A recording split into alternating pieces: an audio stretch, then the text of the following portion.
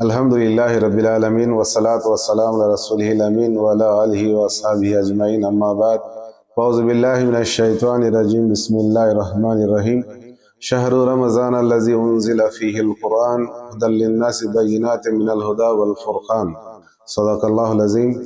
అనంత కరుణామయుడు అపార కృపాశీలుడు సర్వలోక నియామకుడు సర్వ సృష్టికర్త అయిన దైవానికే సమస్త స్తోత్రం తెలియజేసుకుంటూ సోదర మహాశయరా, ఇంతకుముందు వీడియోలలో రంజాను మాసానికి సంబంధించి ఉపవాసాలకు సంబంధించి చాలా విషయాలు మనం తెలుసుకోవడం జరిగింది.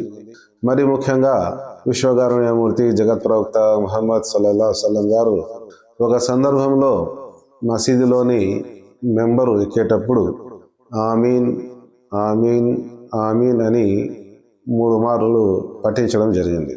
జుమా ప్రసంగం అయిపోయిన తర్వాత ప్రవక్త గారి యొక్క అనుచరులు, ఓ ప్రవక్త, మీరు మెంబర్ ఎక్కేటప్పుడు 3 సార్లు ఆమీన్ ఆమీన్ అని పఠించడం జరిగింది, దీనికి కారణం ఏమిటి అని అడగడం జరిగింది. అప్పుడు విషయాన్ని ఆదర్శ ప్రవక్త ముహమ్మద్ సల్లల్లాహు అలైహి వసల్లం గారు ఈ విధంగా వివరించడం జరిగింది. నేను మొదటి మెట్టు ఎక్కేటప్పుడు దైవదూతల నాయకుడు మహనీయ జిబ్రీల్ అలైహిస్సలాం గారు ఎవరైతే రమజాను మాసాన్ని పొందిన తర్వాత కూడా సద్వినియోగం చేసుకోకుండా స్వర్గానికి అర్హత సాధించలేదో వారిపై దేవుని యొక్క శాపం కలుగుగాక అని వేడుకలు చేయడం జరిగింది, శపించడం జరిగింది అని చెప్పినప్పుడు నేను ఆమీన్ అన్నాను, అంటే తథాస్తు అని అన్నాను. రెండవ మెట్టు ఎక్కేటప్పుడు ఎవరైతే తల్లిదండ్రులను ముసలితనంలో పొంది వారి సేవ చేసుకొని స్వర్గానికి అర్హత ఎవరైతే సాధించలేదో వారిపై దేవుని యొక్క శాపం కలుగుగాక అని మహనీయ జిబ్రీల్ అలైహిస్సలాం గారు శపించడం జరిగింది. అప్పుడు నేను ఆమీన్ తథాస్తు అని అన్నాను. మూడవ మెట్టు ఎక్కేటప్పుడు ఎవరైతే ప్రవక్త గారి యొక్క శుభనామాన్ని విన్నప్పుడు దరూద్ సలాములు ఎవరైతే పంపడో అతనిపై దేవుని యొక్క శాపం కలుగుగాక అని జిబ్రీల్ అలైహిస్సలాం గారు శపించినప్పుడు నేను ఆమీన్ తథాస్తు అని పలకడం జరిగింది. సోదర మహాశయరా, విషయము చిన్నది అయినప్పటికీ కానీ చాలా తీవ్రమైన పదాలు ఈ హదీసులో ఉన్నాయి.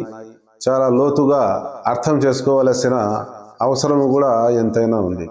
ఇక్కడ శపించేవారు దైవదూతల నాయకుడు హజరత్ జిబ్రీల్ అలైహిస్సలాం గారు, తథాస్తు అని ఆమీన్ అని పలికేవారు విశ్వ ప్రవక్తల నాయకుడు విశ్వకారుణ్యమూర్తి జగత్ ప్రవక్త ముహమ్మద్ సల్లల్లాహు అలైహి వసల్లం గారు.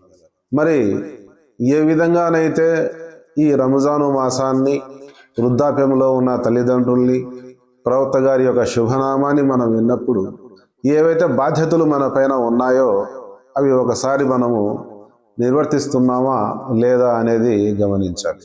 మరి సోదర మహాశైలరా, చాంద్రమానం ప్రకారము 12 మాసాలలో రంజాను మాసము 9వ మాసం. అన్ని నెలలో మాదిరి ఈ నెలలో కూడా 28 లేదా 29, 30 దినాలు ఉంటాయి. మరి వేరే దినాలకు ఈ నెలకు తేడా ఏమిటి అని మనము ఖురాన్ మరియు హదీసులు చూసినట్లయితే కారుణ్య ప్రభు అయిన దైవము ఈ మాసము నా మాసము అని తెలియజేయడం జరుగుతుంది. ఈ మాసము మానవుల కోసం, సన్మార్గం కోసము దైవ గ్రంథాన్ని అవతరింపజేసిన మాసము అంటున్నాడు. ఈ శుభ సందర్భానికి అనుగుణంగా ఎన్నో ఆఫర్లు ప్రకటిస్తున్నాడు దైవం. ఒక ధర్మకార్యానికి 700 ఇంకా అంతకంటే అతని సంకల్పాన్ని బట్టి నేను కోరినంత అతనికి ప్రసాదిస్తాను అంటాను. కానీ ఈ ఆఫర్ అనేది మిగతా 11 మాసాలకు లేదు.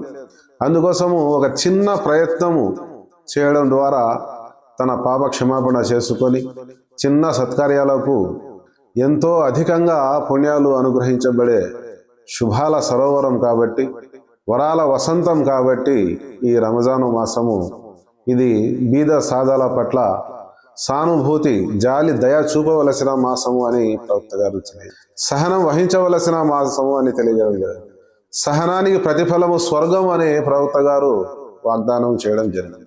మరి ఇంత శుభవంతమైన మాసాన్ని పొందిన తర్వాత కూడా మనము ఉపవాసాలు పాటించకుండా, ఆరాధనలు చేయకుండా, దాన ధర్మాలు చేయకుండా, ఈ మాసాన్ని సద్వినియోగం చేసుకోకుండా ఎవరైనా ఈ మాసాన్ని వృధా చేసుకున్నాడంటే అతని కంటే పెద్ద మూర్ఖుడు ఎవడు ఉన్నాడు. అందుకోసము దేవుని యొక్క గొప్ప కానుక, గొప్ప బహుమానము కాబట్టి వివేకవంతులు, బుద్ధిమంతులు ఎవరైతే ఉన్నారో ఈ మాసములోని ప్రతి నిమిషాన్ని, ప్రతి గంటని, ప్రతి రోజును సద్వినియోగం చేసుకోవాలి. అదేవిధంగా మనకు తల్లిదండ్రులు లేకపోయినట్లయితే మన ఉనికే లేదు. మన ఉనికి కారణమైన వారు మమ్మల్ని కని పెంచి పెద్ద చేసి మన అవసరాలు తీర్చి ఒక స్థాయిలో నిలబెట్టి ఏవైతే వారు త్యాగాలు చేశారో మరి అటువంటి వారి సేవే వారికి అవసరమైనప్పుడు మనం చేయనప్పుడు ఇతరులకు ఏం సహాయపడగలం మనం? ఇతరులకు ఏం సేవ చేయగలం మనము? అందుకోసమే ఎక్కడైతే దేవుని హక్కులు తెలియజేస్తాడో కారుణ్య ప్రభు అయిన దైవము అక్కడ తల్లిదండ్రుల హక్కులు తెలియజేస్తాడు. మీరు చచ్చినంత వరకు తల్లిదండ్రుల యొక్క సేవ చేసుకున్నప్పటికీ తల్లి త్రాపించిన ఆ మమతాను రాగంతో ప్రేమతో త్రాగించిన పాలు ఏవైతే ఉన్నాయో ఆ పాల యొక్క ఒక నీటి ఒక పాల చుక్క యొక్క రుణం కూడా మీరు తీర్చుకోలేరని కారుణ్య ప్రభు సెలవియడం జరుగుతుంది. అదేవిధంగా ప్రవక్త గారు తల్లి పాదాల క్రింద స్వర్గం ఉంది అని తెలియజేయడం జరిగింది. అంటే వారి సేవ చేసుకొని వారిని సంతోషపరచాలని విశ్వకారుణ్యమూర్తి ప్రవక్త సల్లల్లాహు అలైహి వసల్లం గారు తెలియజేయడం జరిగింది. తల్లిదండ్రులకు సంబంధించింది ఒక చాలా పెద్ద అంశము కాబట్టి ఒక హదీసులో ప్రవక్త గారు ఈ విధంగా సెలవియడం జరిగింది.